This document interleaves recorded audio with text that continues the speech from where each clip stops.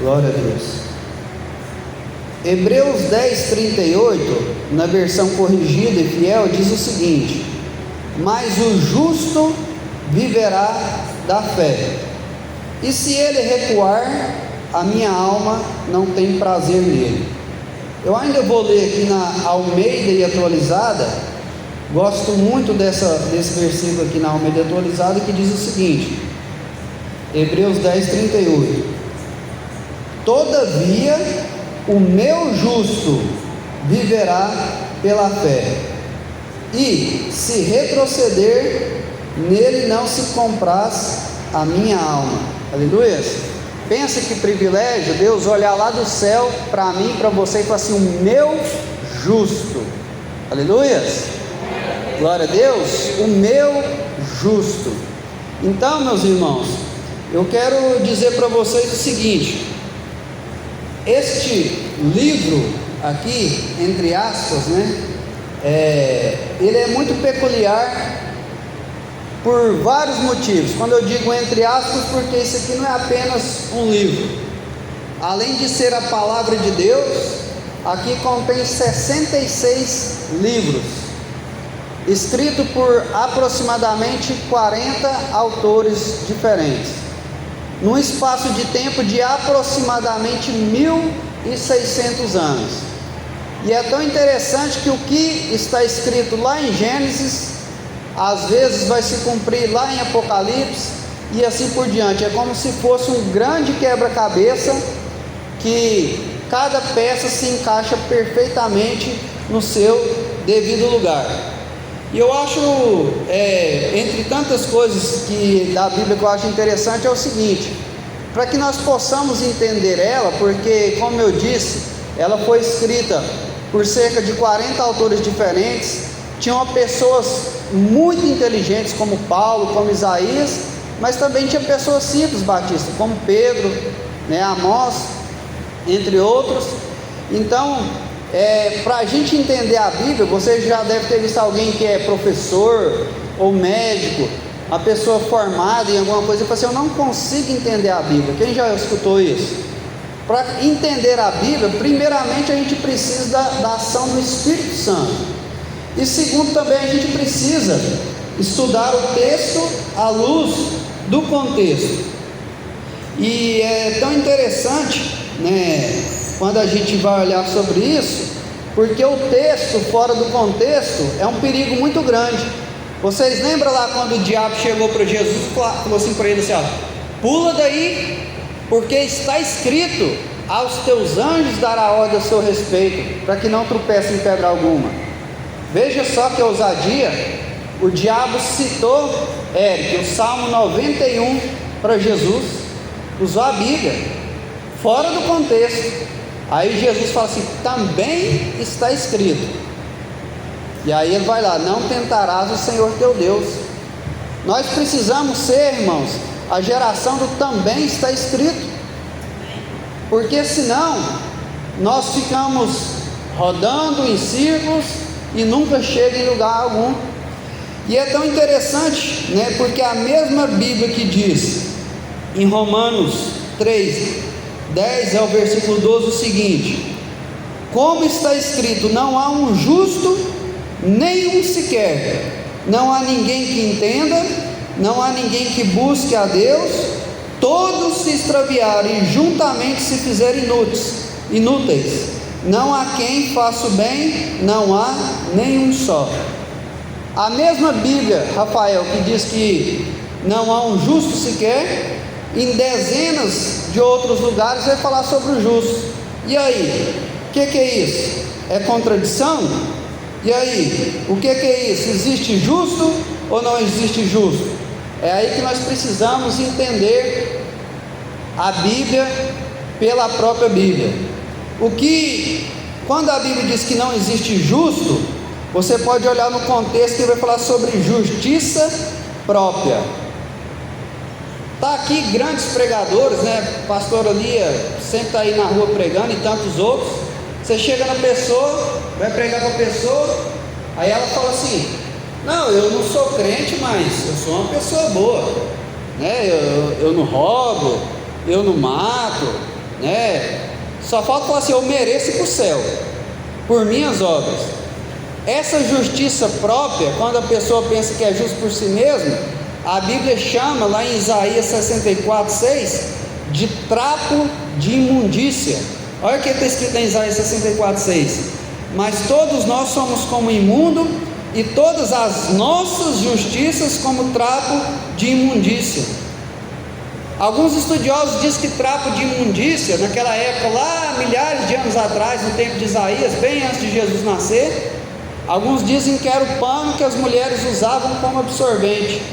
Para que serve isso? Para nada, né? Coisa nojenta, não é isso? Outros dizem que eram os panos que as pessoas que eram leprosas enrolavam para tampar ali, para limpar seus ferimentos, aquele sangue com pus. Pensa que coisa nojenta. Isso é as nossas justiças próprias perante Deus. Quando a pessoa se acha justo aos seus próprios olhos, é isso perante Deus.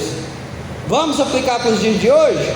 É só ver aquela passagem do fariseu e do publicano. O fariseu dizia o seguinte: eu jejuo 2 vezes por semana ou 3 vezes por semana, eu dou dízimo de tudo quanto tenho, até das mínimas coisas, né? Faz até o centavinho, R$100,32, né? Vamos dizer assim.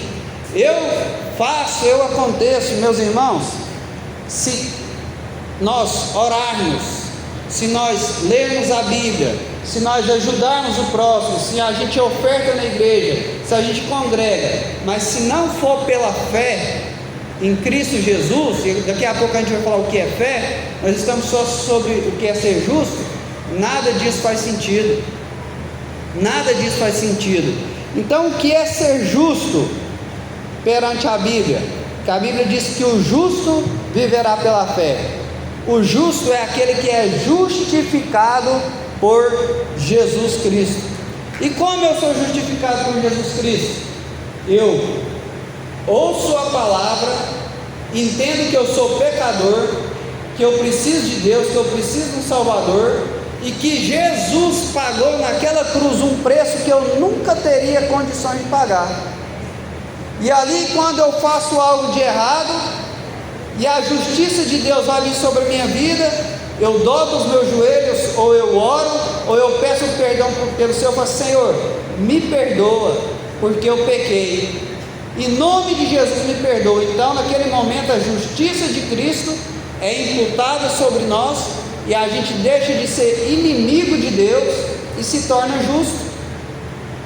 Então, o justo viverá pela fé, aquele que é justificado em Cristo Jesus, né?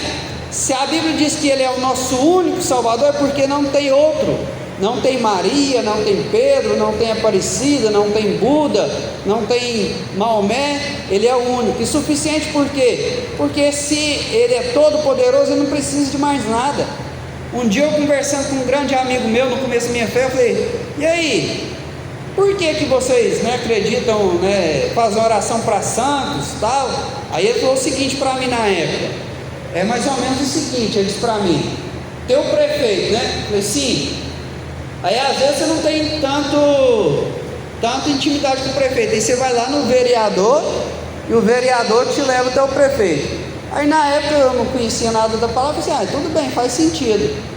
Mas pensa só, se Deus precisasse de outra pessoa para ir lá mediar nós com Ele, esse Deus não é todo poderoso. Esse Deus não é todo poderoso. Segundo, se esse mediador pudesse mediar entre nós e Deus, esse mediador seria o Deus. Por quê? Porque às vezes um tem que falar assim, pedindo: Nossa Senhora de Aparecida, me ajuda aqui em Pameri. O outro está lá em Urutaí, o outro está lá em São Paulo, o outro está lá em Brasília. Então, Aparecido teria que ser onisciente para interceder até a Deus. Então, Deus é o nosso único e suficiente Salvador. E a gente só é justo se for pelos méritos dele. Por isso eu acho interessante, as pessoas falam o seguinte: o cara fez isso, fez aquilo outro, agora diz que é crente. Meus irmãos, o Evangelho é para nós mesmos. Porque você vai ver que na igreja evangélica é o único lugar que a pessoa vem e realmente transforma de vida, realmente muda de vida. Por quê? Porque a justiça de Cristo é imputada em nós pela fé. Então isso é ser justo. Agora interessante que a Bíblia fala assim, que o justo viverá pela fé. Viver aqui, irmãos, é dependência. Você já parou para pensar que para a gente estar vivo a gente depende de muitas coisas? Para começar, a gente começou dependendo do pai e da mãe, duas pessoas. Aí se você for contar os avós, já é 4, né? 2 par de pai e 2 par de mãe. Se você for contar os bisavós, já é 8. Os trisavós já é 16. E aí você vai imaginando. Para a gente viver, a gente precisa do sol. Sem o sol a gente não vive. Jesus é o sol da justiça. Para a gente viver, a gente precisa da água, né? E a palavra diz que Jesus é a fonte da água viva. Para a gente viver, a gente precisa do alimento. E a Bíblia diz que Jesus é o pão vivo que desceu do céu. Para a gente viver, a gente precisa do ar. E foi cantado aqui que Ele soprou em nós o fôlego de vida, né? O fôlego de vida, do escudo, né? O fôlego dele está sobre nós. Então a gente precisa de muitas coisas para viver. Então viver aqui significa o quê? Dependência. Raciocina comigo. O justo, ou seja, aquele que é justificado por Cristo, viverá, ou seja, dependerá da fé. Vocês já devem ter ouvido a expressão o seguinte. Eu lembro quando eu fui casar no ano de 2012, eu disse para minha mãe: mãe, eu vou casar. E ela preocupada, muito preocupada na época, namorei só 9 meses. E quando eu falei que eu ia casar, eu acho que eu tinha uns 3 ou 4 meses de namoro. Ela falou assim para mim: meu filho, você vai viver de quê? Vai viver de quê? Na época eu estava trabalhando de servente, né? Servente às vezes tem serviço, às vezes não tem. Ainda mais eles falam pedreiro meia colher, né? Eu era um servente meio inchado, porque até para fazer uma massa é aquela dificuldade, né? Essa caixa toda, né? Então minha mãe falou: você vai viver de quê? Então viver, irmãos, é dependência. Uns são pedreiros, outros são médicos, né? Dentistas, etc, etc.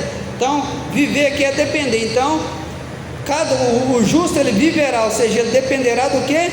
Da fé. Materialmente hoje eu dependo do meu emprego, que eu trabalhei na Serpes, mas espiritualmente eu dependo da fé, dependo de Cristo. Aleluia. E é tão interessante, irmãos, que a Bíblia, como eu disse para vocês, ela é um livro muito peculiar. E para a gente entender ela, a gente precisa do Espírito Santo. E a gente precisa também estudar. Sim ou não? Precisa estudar a Bíblia. Quando nós vamos olhar a Bíblia no Antigo Testamento, ela foi escrito vários trechos no hebraico, alguns trechos no aramaico, no Antigo Testamento. No Novo Testamento, ele foi escrito no grego. E aí quando a gente fala assim, fé, o que é fé? No português, fé é acreditar.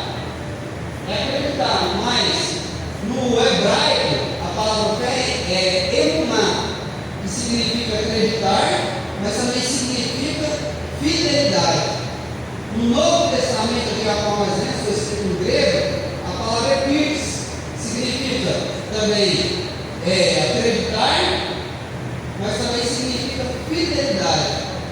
Então, quando a gente vai olhar, o justo viverá pela fé, a Bíblia vai falar assim que fé é o quê? Fé é você acreditar e você ser fiel naquilo que acredita. Todos vocês que pregam a palavra, você já viu, eu já fui pregar às vezes com uma pessoa bêbada, drogada, situação de rua.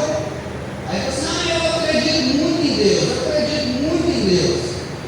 Mas a Bíblia fala o seguinte, no livro de Tiago, que da seguinte maneira: tu dizes que tem fé, mas cadê suas obras? E eu, pelas minhas obras, te mostro a minha fé. Como que você conhece uma árvore? Pelo fruto. Não adianta falar que um abacate é mango, que vai ser pelo fruto.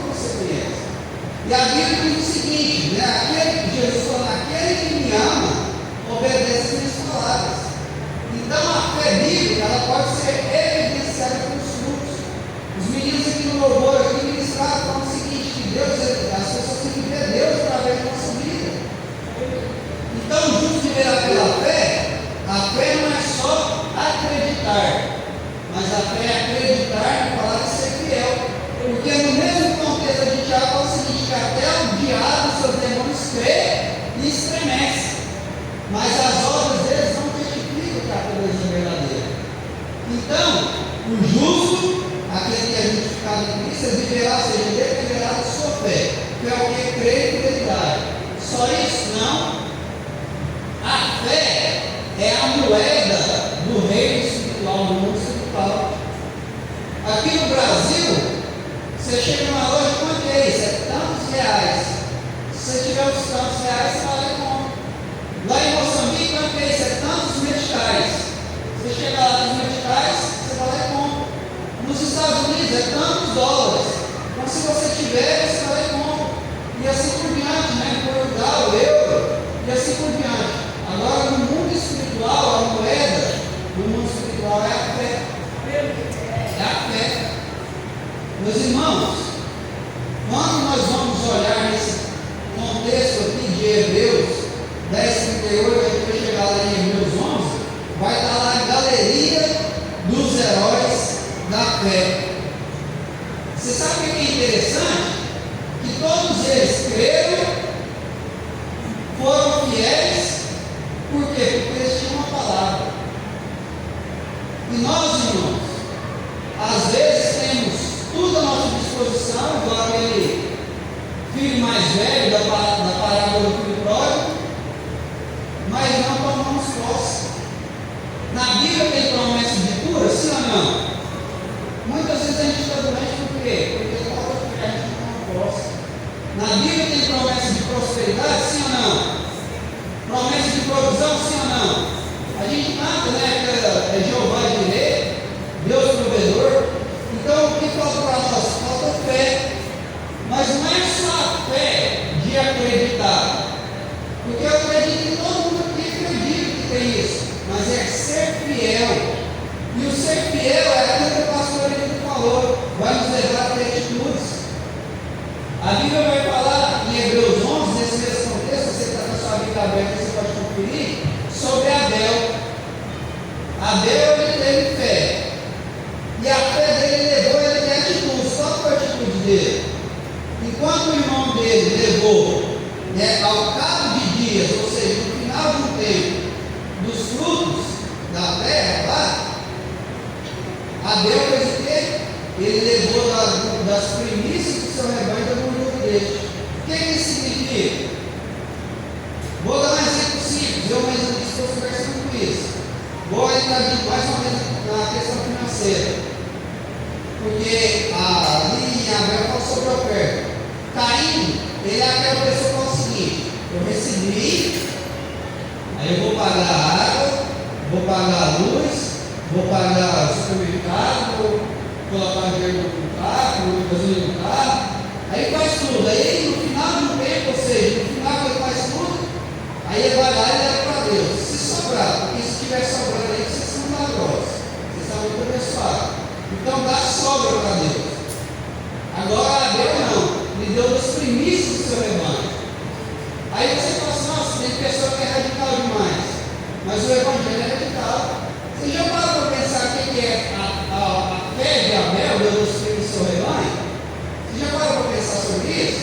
Imagina só, vou colocar como o evangelho era vaca. Antes mesmo de fazer um churrasco para ele foi lá e levou para Deus.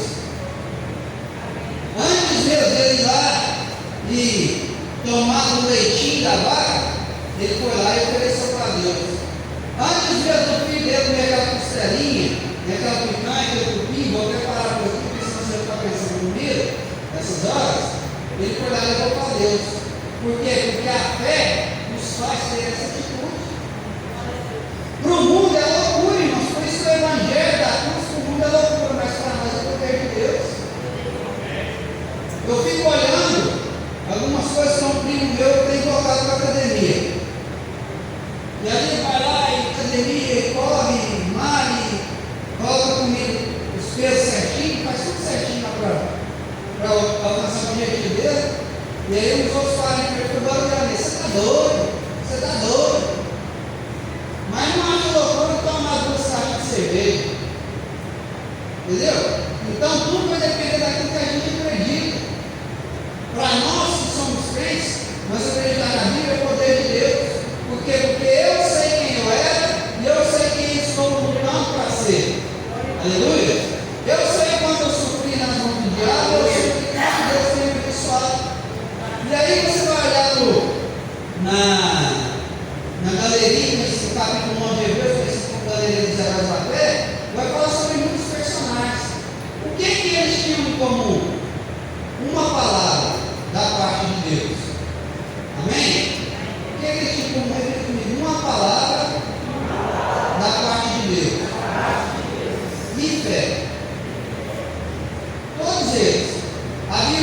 seguinte, sobre Noé.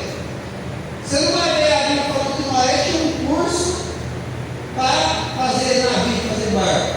Ele não tinha um curso para isso, mas ele tinha uma palavra da parte de Deus: constrói uma arca que vai chover sobre a terra. Só que ele não tinha só uma palavra, ele tinha a palavra e tinha fé. E fé não é só acreditar, é acreditar e ser fiel. Porque se ele acreditasse, falasse assim, tudo bem, vai chover. Aí não trabalhasse para fazer a arca, a fé dele adiantar o quê? Não adiantar nada, a fé é morta. Eu acredito que Jesus vai voltar. E aí? O que você tem feito a respeito disso? Tem se preparado? Tem pregado o Evangelho? Porque se você só acreditar e não confiar no que você acredita, não tomar atitude, eu falo você, mas só, na verdade é nós, não resolve nada. E aí então dizemos a Abraão: sai da tua terra, do meio da tua parentela, da casa do teu pai, e vai para um lugar que eu te mostrarei para ele ter uma grande nação. Ele não tinha nenhum contrato assinado: pode ir que você vai ter melhor plano de saúde, melhor plano odontológico, gasolina à vontade, salário mínimo. Não tinha nada disso, só tinha a palavra de Deus e fé. E viveu experiências incríveis. E nós temos a palavra de Deus. E se nós tivermos fé, nós vamos ter experiências incríveis. Aleluia! Glória a Deus! Eu lembro quando eu comecei a namorar com minha esposa, eu não estava querendo casar, mas fiquei medo, o coração tem temor. Eu gastava o meu dinheiro, o dinheiro da minha mãe. Nossa, minha mãe ralava para pagar minha semana. Misericórdia.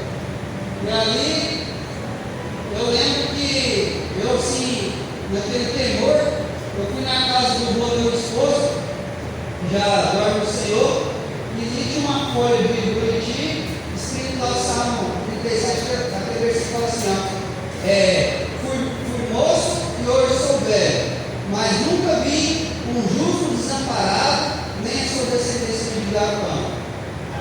Aleluia! Aí eu já tinha uma palavra, aleluia! E aí eu acreditei naquela palavra. Você quer saber? Nunca vi ninguém morrendo de fome aqui em Palmeirinha. Eu vou casar porque Deus tem um projeto de casamento. E casei, graças a Deus, Deus vem trabalhando na nossa terra, vem trabalhando. E é assim, irmãos, a gente precisa ouvir e crer.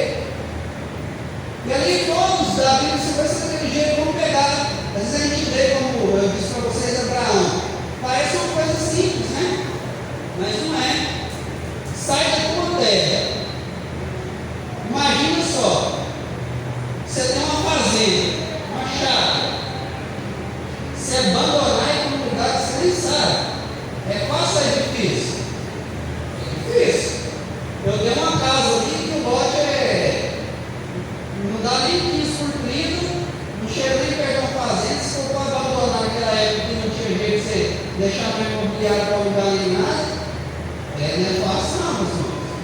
Com família ainda, né, com a esposa ainda, não é fácil não. Aí fala assim: mas só da sua terra, da sua parentela. Meus irmãos, quem tem família problemática, até que não é muito difícil. Mas quem tem uma família unida, se largar sua parentela, não é fácil. Tios, primos, igual ter uma família abençoada, graças a Deus, não é fácil. Tanto parte de pai quanto parte de mãe. Aí para assim, da casa do seu pai. Meus irmãos, eu infelizmente perdi meu pai, eu tinha 12 anos. Mas, tanto que eu amo minha mãe, não é fácil. E vai para uma terra que eu te mostrarei. Mas o que ele tinha? Ele tinha uma palavra da parte de Deus e tinha fé. E isso tem que nos levar a ter atitudes. Me lembro aqui agora de um testemunho. Tem no YouTube, se você quiser procurar, você vai ver, de um homem que tinha o apelido de contrabandista de Bíblia. Ele entrava nos países onde o Evangelho é proibido de ser pregado, e ele levava Bíblias escondidas e distribuía para os clientes que estavam escondidos. Aí um dia, alguém perguntou para ele: pastor Emílio, você não acha perigoso demais não? Você ficar levando Bíblia para estudar aí? Porque você sabe que se ele te pegar, de nada, né? Sei. E você sabe que às vezes tem lugar que eles torturam das formas mais terríveis antes de matar, né? Sei. Você não acha perigoso, não? Eu acho perigoso demais. Então por que você vai? Só não é mais perigoso do que desobedecer a Deus. Isso é fé, irmãos. Isso é fé. Isso que a gente precisa buscar. Só que tem duas formas dentro da Bíblia a gente acrescentar a fé. Primeiro, a fé vem pelo ouvir. Então a gente precisa ler Bíblia. A gente precisa ouvir pregação. A gente precisa vir para os cultos. Porque a fé vem pelo ouvir. E ouvir a palavra. A segunda forma, através da oração. Você lembra daquele pai que estava desesperado? Que eles não conseguiram expulsar, os discípulos não conseguiram expulsar o demônio do filho dele? Eu disse: Senhor, me ajuda na minha pequena fé. Então, leitura da palavra, ouvir pregação, né? Tem muito pregador ruim na internet, mas tem muito pregador bom. Leia a Bíblia, estuda, né? Pede a opinião dos irmãos que são mais antigos da fé, me passa aí um pregador bom para me pesquisar. Eu mesmo trabalho escutando pregação todo dia. Por quê? Porque eu sei que se a gente fraquejar na fé, é questão de segundos, você coloca tudo a perder. Para você fazer um nome, ser um servo de Deus ou um servo de Deus, leva décadas. Para você perder esse nome, é fração de segundos. Então, nós estamos aqui para falar sobre fé. Campanha da fé. A fé é a moeda do mundo espiritual. É a moeda do mundo espiritual. Eu lembro, vou contar um testemunho aqui para vocês. Desde quando eu comecei a vir na igreja, as pessoas profetizaram na minha vida: ó, Deus vai te levar em muitos lugares, Deus vai te levar às nações.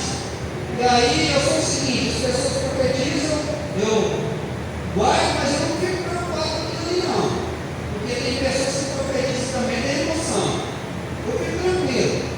E ali, no ano de 2012, não, no começo de 2013, no final de 2012, não, 22. No final de 2022, Deus me deu uma palavra seguinte: que as oportunidades sempre aparecem. Quem está preparado sai na frente. Eu preguei em vários lugares, acho que eu preguei até aqui essa palavra. As oportunidades sempre aparecem. Quem está preparado sai na frente. Isso é trabalho, é casamento, é ministério, tudo. E ali, Deus falou muito sobre isso, para estar preparado. E aí, no começo de 2023, o Moisés, né, que é filho aqui dessa igreja, Moisés Alves, ele foi pregar lá na sede. E aí ele contou algumas experiências e ele falou para mim assim: ó, você já tirou seu passaporte? Eu falei assim: não, eu tiro seu passaporte que eu vou organizar para te levar para os Estados Unidos, fazer uma viagem comigo. E amém. E aí eu comentei com minha esposa, que se conhece amor, eu tenho até vontade de ir lá, mas eu queria ir primeiro num país pobre e que falasse português, porque eu não sei falar inglês.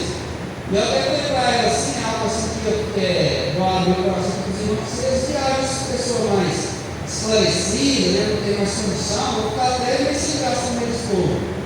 E aí, beleza, conversei só com ela, eu e ela e Deus sabia. E aí a gente tinha em 2022 em São Paulo, e eu fiz amizade com meu irmão, um servo de Deus lá. É outra coisa que eu aprendi: você tem que ter amizade com o povo de Deus.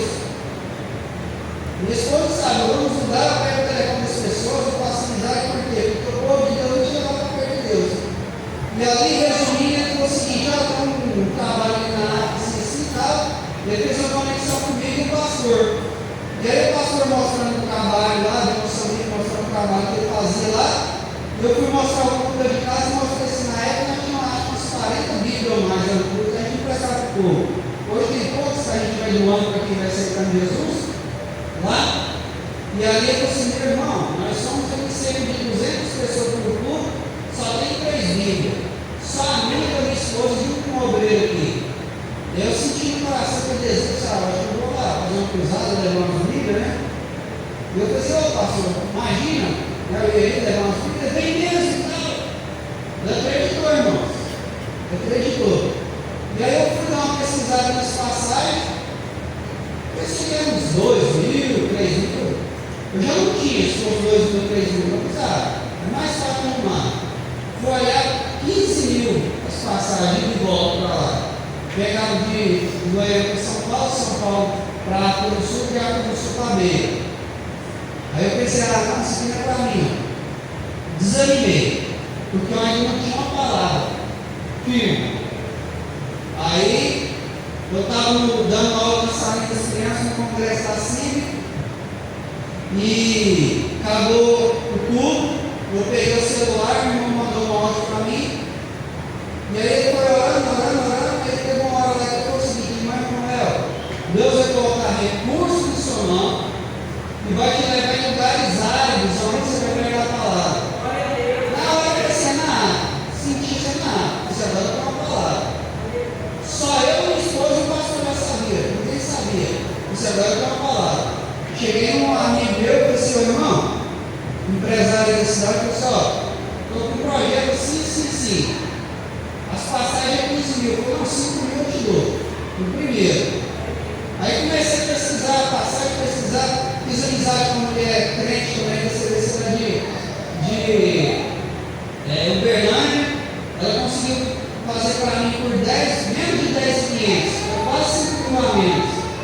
Resumindo, menos de 3 meses, 15 dias, eu estava pousando lá em Moçambique. Glória a Deus. Sem condição nenhuma, irmãos. Uma pessoa que está ali, minha mãe me conhece, minha esposa sabe. Se eu sair daqui e for num lugar comer um pastel, que o óleo já estiver meio fritou várias vezes, eu já chego em casa passando mal. Não posso comer nada de diferente, passo mal. Se eu ficar num ar-condicionado desse aqui, rapidinho eu peço com você. Fui criado com pó, pintinho de grana. Meus irmãos, eu fui lá, comi o que eles comeu, bebi a água que eles bebiam, dormi onde eles dormiam, levei aquele sal de fruta, uma pote, nem abri. Na hora que no último dia o pessoal falou assim: vou falar um negócio para você. Todo missionário branco que vem cá vai embora com leite. Eu não vi você nem espirrar. O pastor falou: glória a Deus. Porque quando Deus manda, a gente garante.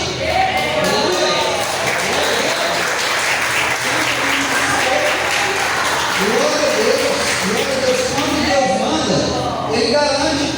Aí as pessoas falam assim: quando você vai voltar lá? Aí eu falo o seguinte: uma coisa é você ter uma palavra e ser enviado, outra coisa é você mesmo se enviar. Aleluia. Então o justo não é aquele que é bonzinho, não, é aquele que é justificado em Cristo. Viverá, ou seja, é aquilo que você depende. Você não depende se o dólar está alto ou baixo. Você não depende do presidente que está lá, A ou B. Você não depende dessas coisas ainda, que elas influenciam a sua vida. Nós dependemos de Deus. Nós viveremos pela fé. E aí chega a parte B do versículo: porém, se ele recuar, a minha alma não terá prazer nele. Aleluia. Se coloque de pé.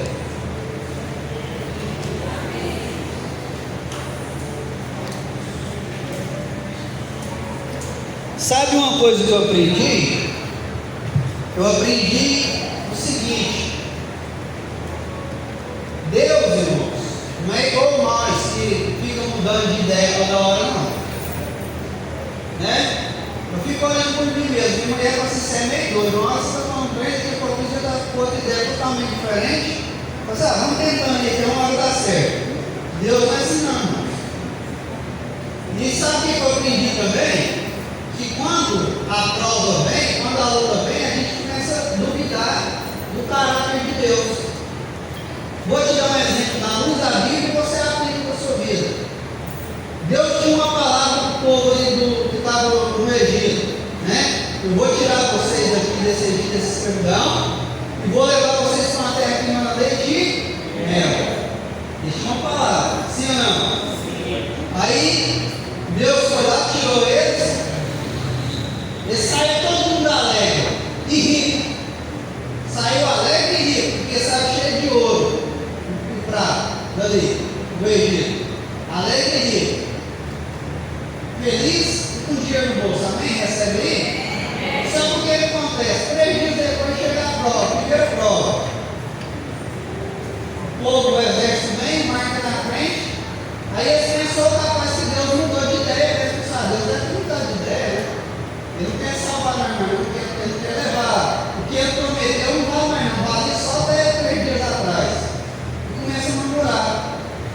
Aí Deus vai lá, através de Moisés, abre o mar. Aí eles ficam todos felizes de novo, né? E é pandeiro, é música, né? É manta, é reteté, é glória a Deus. Aí passa mais 3 dias, não tem água. Aí eles pensam que Deus mudou de ideia, né? Agora Deus vai matar nós aqui mesmo, de sede. Pensa em morrer de sede, de sofrimento? Aí Deus vai lá, dá uma provisão da água, e assim foi por 40 anos. Agora aplica na minha vida e na sua vida. Deus tem promessas na palavra, uma palavra coletivas que servem para nós tudo, e tem promessas individuais. Aí Deus te promete: vou fazer isso, vou fazer aquilo, vou fazer aquilo. Quando está tudo dando certo, aí é bom demais. Aí Deus é bom. Começa a dar um pouquinho errado, aí você acha que Deus mudou de ideia? Continua fiel, meus irmãos. Lembra José? Deus deu um sonho para ele. Ele ficou ali sofrendo muito tempo, mas Deus cumpriu. Quantos aqui têm sonhos? Amém? Eu tenho sonhos. Glória a Deus. Você tem uma palavra que os sonhos de Deus são melhores do que os seus. Confie nisso. Entregue seus sonhos nas mãos do Senhor. Senhor, eu tenho sonhos. Eu sei que se os meus sonhos não forem realizados, eu sei que os seus serão, porque os seus não podem ser buscados. E acredite e seja fiel nisso. Aleluia. Eu estava conversando com alguém sobre isso hoje. As coisas são difíceis, sim ou não? Infelizmente, eu particularmente não vejo perspectiva de melhora, mas nós temos promessas, nós temos a palavra. Dentre tantas, Isaac, no tempo de fome, ele semeou e colheu 100 por 1. Meus irmãos, Deus não errou, irmãos, quando ele prometeu. Eu não estou falando de promessa que o profeta chegou aqui, não. Estou falando das promessas que estão ali. João 14, olha que promessa maravilhosa: não se turbe o vosso coração. Crede em Deus, crede também em mim, falou Jesus. Na casa de meu pai há muitas moradas. Se não fosse assim, eu não teria dito: eu vou preparar um lugar, e quando estiver preparado, eu vou voltar e vou levar vocês para mim mesmo. Meus irmãos, como diz aquele louvor, ainda aqui para te servir, eu tenho que chorar. Chore, mas continue crendo. Continue fiel. Aleluia. Nós vamos orar aqui neste momento. Eu quero convidar você que resta uma oração de posição de mãos. Aqui na frente, quero convidar os nossos obreiros aqui da casa para nos ajudar a orar. E eu quero dizer para vocês o seguinte: vocês não precisam acreditar em mim, mas acredite nas promessas do Senhor. Seja fiel às promessas do Senhor, porque as promessas do Senhor, irmãos, elas vão se cumprir na vida daqueles que creem. Aleluia. Vou começar a orar. Se você quiser vir aqui na frente, quero convidar os obreiros aqui também. Nós vamos orar. E sabe disso? A fé é a moeda do mundo espiritual. Cada um aqui tem um projeto. A fé é a moeda do mundo espiritual. Eu poderia contar muitos testemunhos aqui de bênçãos para receber através da fé. Você também deve ter testemunhos. Então a fé é a moeda do mundo espiritual. Não deixe de ouvir a palavra, não deixe de orar, porque Deus tem bênçãos sobre ele. Pai, em nome do Senhor Jesus, aqui está o teu povo, Pai. Ouvindo esta palavra, Pai. Essa palavra que não é palavra de homens, essa palavra que não é palavra vinda do intelecto humano, mas é a palavra que vem do trono do Senhor. Pai, aumenta a nossa fé, coloca no nosso coração fome pela tua palavra.